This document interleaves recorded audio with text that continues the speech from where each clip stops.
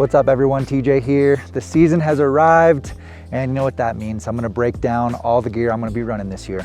Let's get into it. All right, let's start off talking about base layers. So over the last couple years, I've switched everything that touches the skin over to merino wool. So both base layers and socks. There's a few reasons for this. Merino is a better insulating material. It's gonna keep you warm even as you start to sweat, unlike cotton.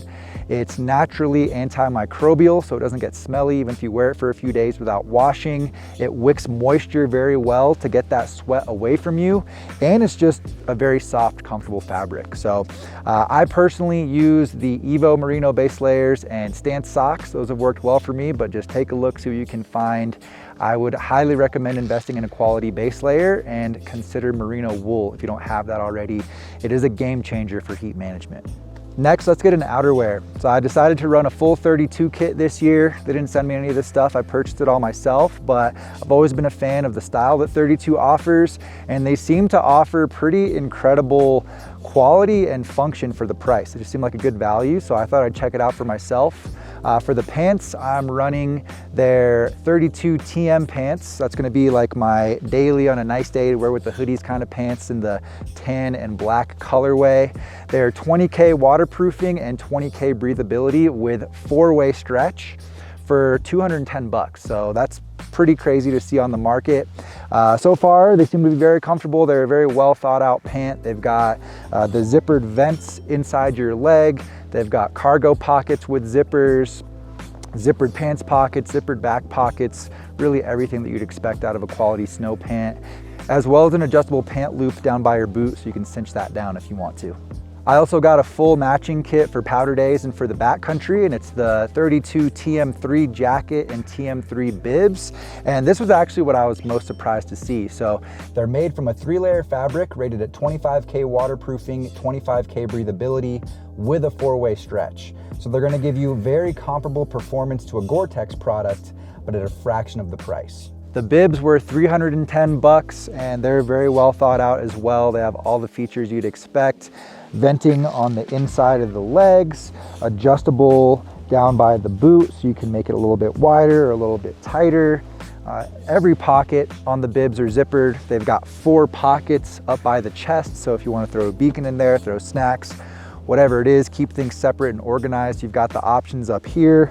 And it also has a fully open side zip for backcountry. So if you're doing any touring, you can get that cross flow ventilation on these bibs, which I thought was pretty sick. But with the bibs and jacket, what really stood out to me is that combination of the technical 3-layer fabric rated at 25K with a 4-way stretch. It's pretty insane to see at this price point. The TM3 jacket's cool as well. Again, has pretty much all the features that you'd probably expect. Zippers on all the pockets to keep your stuff safe. It's got 2 goggle pockets on the inside that are stretchy, like mesh pockets, to store some stuff in there, as well as a zipper pocket with a media hole. You've got a pass pocket on the sleeve. You've got zippered pit vents with mesh there for ventilation. And you're gonna find taped seams on everything on both the jacket and the bib, just increasing that quality, helping make that waterproofing a little bit more bulletproof. And both the bibs and pants and jacket are all just shell, no insulation. That's just what I prefer. So stoked to test these out this year and see how they hold up. For gloves, I'm switching it up this year. I'm running the Evo Felsen mitt. They just came in at a good price point, around 50 bucks. Seems like they're gonna have good waterproofing and a similar warmth rating to the Oyukis I've been running years past. Leather on the palm and around the fingers with like a waterproof synthetic material kind of on the top of the hand. The feature I'm stoked on the most is they got the goggle wipe on the thumb. So that was something that the Oyukis were actually missing. Should be a solid and fair priced mitten. I'll give you guys an update at the end of the season when I do my recap video on the gear.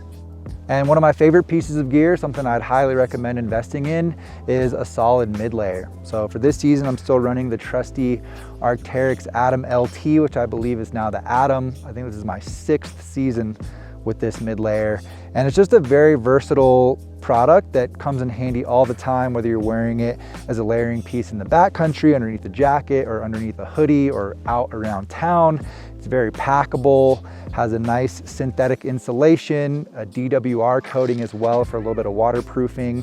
My favorite part about the Atom in particular is the vented sides. It has a bit of a different material that allows heat to escape. So if you are doing something more dynamic like hiking or getting in the backcountry touring, it's just really solid for heat management.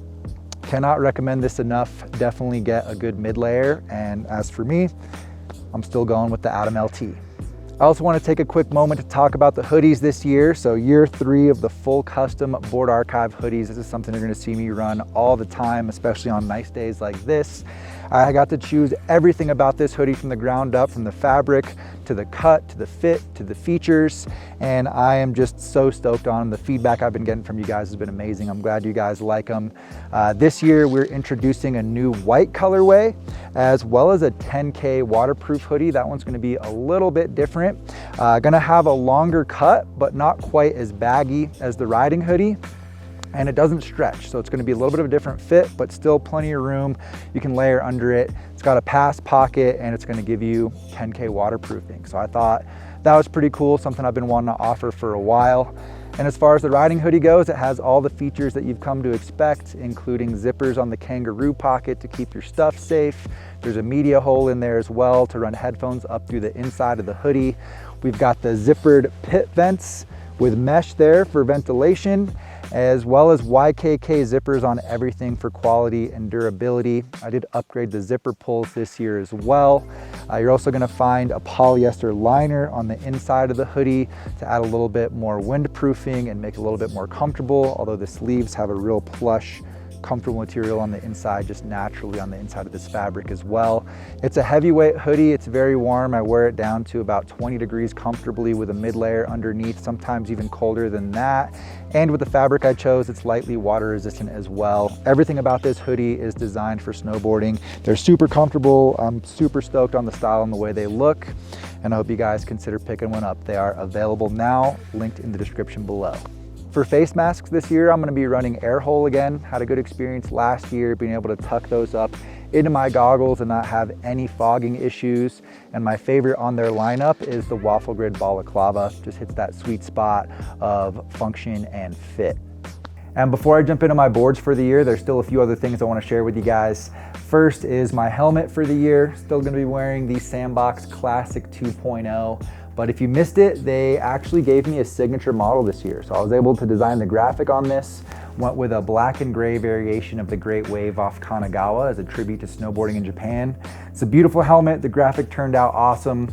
Very stoked to have the opportunity to do this. It's made in very limited quantities, so I hope you guys check that out. But other than the graphic, it's got all the features and the classic style that you'd expect from the Classic 2.0 that I've been wearing for over 10 years now. I'm switching things up for my goggles this year. I've been running Annan the last couple seasons. And as far as quality goes, particularly lens quality, I'd say Annan is definitely top of the field, but they come in at a pretty high price point. So this year I wanted to try something out that come in at a bit of a friendlier price point and went with Dang Shades. If you guys have never heard of them, they're a smaller brand out of Salt Lake, Utah, ran by a guy named Chris Beresford. Really rad dude, has a lot of history in the sport, avid snowboarder himself, came up with the likes of people like Scott Stevens. So making goggles for about 7 years, sunglasses even longer than that. I'm gonna be running their MagTech goggles this year. So they've got a magnetic lens for convenience. They all come with a bonus lens. And the quality seems to be pretty good off my first impressions in the few days I've had out there, but I'll definitely check back in with you guys at the end of the season and let you know what I think. But pretty stoked to be supporting someone who came up in snowboarding and gives back to the snowboard community. So check out Dang Shades. All right, next let's talk about boots. So I'm gonna continue to run what has become my personal favorite pair of boots on the market, the Ride Fuse. This is actually gonna be my 5th pair of these boots, and they're a little bit stiffer, definitely on the stiffer side of medium. They come through with some good response and support, which is something I'm looking for. And they have a lot of great tech built into them. Some of my favorite things about these boots are the full wrap Intuition liner, so they're very comfortable. They mold to your feet over time. They've got a full rubberized toe cap, so it really prevents any water from getting in from that part of the boot that is most exposed to snow. A Michelin outsole for grip for hiking, as well as their tongue-tied system. So there's a boa on the side of the boot that you can tighten down and pulls the tongue towards your shin bone to give you even more response and just customize that fit, as well as a urethane tongue and urethane spine for some more response and kind of rebound as you lean and put energy into the boot. And one of the biggest things, of course, is that they're a standard lace boot, so I have full control over the fit. It's a quick rundown on them. Obviously, I enjoy them personally. It's going to be my 5th pair.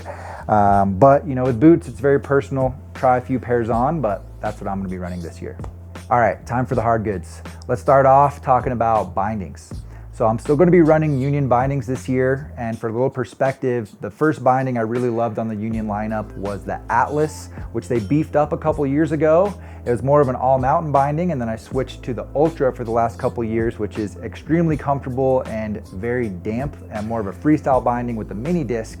And this year they completely redesigned the Force, which is kind of like a middle-of-the-road, very versatile all-mountain binding. And I've got a couple days testing them, and I think that this is gonna be my choice for the year. Mainly because it's actually way more comfortable than I thought it would be. There's a decent bit of padding on the top of the entire footbed here, plus some other dampening tech built into the chassis of the binding. And it has a full-size base plate, so it has a little bit more of a planted feel, more similar to the Atlas, but still brings in a lot of that comfort that I've become used to from the Ultra. So super stoked to spend more time on these. You can definitely expect a full comprehensive review on snow on the channel here in probably the next month or so, but I think this is going to be my main binding, although I may try out some other ones. But I'd say for my day-to-day riding and most of the reviews, I'm going to be on the new Force. And finally, let's talk about my personal snowboard picks for the year. So 2 boards, I've got a directional choice and a twin choice. For my directional board, I'm gonna be running the Capita Megadeth. I was just so impressed with this snowboard when I tested it last year. Obviously, it's a very expensive snowboard, but it has the most premium construction you could imagine. Full carbon layup, so it is very, very light, but still surprisingly powerful, extremely damp. It has a very smooth ride and very energetic as well. So I think for me, it's like an all mountain free ride kind of choice. It's a really fun snowboard, gonna be one I'm excited to take out on some powder days and do some follow-up videos for you guys through the season. But was just really impressed with that combination of how lightweight it is and the power, dampening, and energy that you still find in it. And for my twin board, the board I'm probably gonna be spending the most time on outside of reviews, I'm riding the Endeavor BOD Legacy, or Board of Directors Legacy. So their Legacy series has to do with the top sheet. It's basically a pre-tensioned fiberglass top sheet that acts as a structural layer to give it even more energy.